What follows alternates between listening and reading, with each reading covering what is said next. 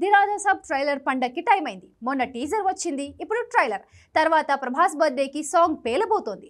అయితే 3.5 నిమిషాల ట్రైలర్ అదిరిందని మొన్న రైటర్ కోన వెంకట అన్నాడు. కట్ చేస్తే తన తర్వాత సీన్లోకి హీరోయిన్ నిధి అగర్వాల్ వచ్చింది. తాను అద్భుతాన్ని చూశానంది. హరిహర వీరమల్లకి కూడా తాను ఇలానే అంది. కానీ ఎందుకో ఈ రేంజ్లో తనెప్పుడు స్టేట్మెంట్ ఇవ్వలేదు. అదే గట్టిగా సోషల్ మీడియాలో రీసౌండ్ చేస్తోంది. అందుకే ది రాజా సాబ్ ట్రైలర్ పేలితే నిజంగానే ఈ మూవీ హిస్టరీ క్రియేట్ చేసే ఛాన్స్ ఉంది. అనుకున్నట్టే ట్రైలర్ టాప్ లేపేస్తోంది. చాలా వరకు ఈ మూవీ మోషన్ టీజర్ వచ్చినప్పుడు గ్రాఫిక్స్ సోసోగానే ఉండడంతో చాలా వరకు అంచనాలు తగ్గిపోయాయి. కట్ చేస్తే టీజర్ వచ్చాకే సీన్ మారిపోయింది. మిరాయ్ హిట్ అవ్వడం, ది రాజా సాబ్ టీమే మిరాయ్కి గ్రాఫిక్స్ వర్క్స్ చేసిందనడంతో ఈ సినిమా ఇంకే రేంజ్లో ఉంటుందో అన్న అంచనాలు పెరుగుతూ వస్తున్నాయి. అందుకు తగ్గట్లే ట్రైలర్ పేలబోతోంది, దూసుకెళ్తోంది. దీనికి ఇక సేఫ్ జోన్ లాంటి జోనర్ అయిన హారర్ కామెడీ వసూళ్ల వరద తేలడం ఖాయం. అందుకే రాజా సాబ్ బాక్స్ ఆఫీస్ రాజాగా మారబోతున్నాడా? సడన్ గా సెలబ్రేషన్స్ షురూ అయినట్టేనా? Have a look.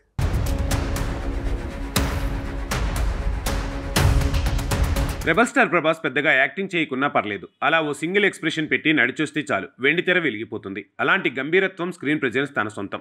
కన్నప్ప లాంటి మూవీలో జస్ట్ అలా వచ్చి ఇలా వెళ్లిన సీన్కే విజిల్స్ పడ్డాయి. ఫలితంగానే మంచు హీరో సినిమా కోసం సోషల్ మీడియాలో ఆ రేంజ్లో హాట్ టాపిక్ అయింది.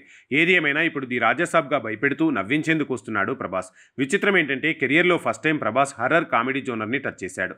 బాలీవుడ్ స్టార్ సంజయ్ దత్ కూడా ఇందులో కనిపిస్తుండడంతో పాన్ ఇండియా లెవెల్లో ఈ ప్రాజెక్టు మీద మంచి అంచనాలే కనిపిస్తున్నాయి. టీజర్ వల్ల ఆ అంచనాలు అమాంతం పెరిగేశాయి.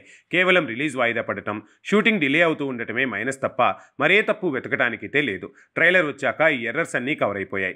లెక్కలు మారిపోయాయి. లెంతీ ట్రైలర్నే కట్ చేసినా మరీ ఎక్కువగా కథ రివీల్ కాకుండా, అలా అని క్యూరియాసిటీని పెంచే ఎలిమెంట్స్ లేకుండా ఏమీ లేదు. మొత్తంగా ట్రైలర్ మైండ్ బ్లాంక్ చేస్తోంది.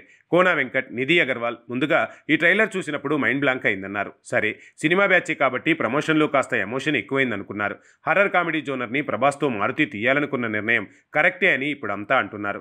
బాహుబలి, కల్కి, సలార్ లాంటి మూవీలు చేసిన కటౌట్తో హర్రర్ జోనర్ టచ్ చేయటమే సాహసం. అందులో కామెడీ హర్రర్ జోనర్లో ప్రభాస్ అంటే చాలా పెద్ద సాహసమే.